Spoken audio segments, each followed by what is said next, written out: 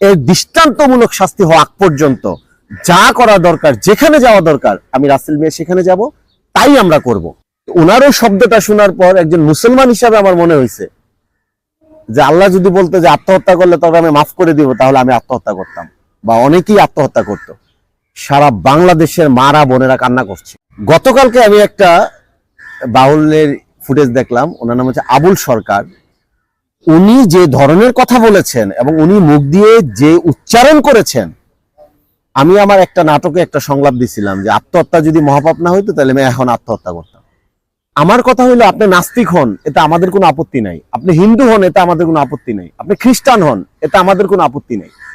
কিন্তু আপনি আমাদের মুসলমানদের, বিশ্ব মুসলমানদের, আল্লাহ এবং আল্লাহ রাসূলের কলিজা নিয়ে আপনারা কথা বলতে পারেন না। এবং যে ধরনের কথা বলেছেন, এই কথা মানে শোনার পর মানুষ মানে মানে স্টক করে ফেলতেছে যে এটা কি ধরনের কথা বলতেছে।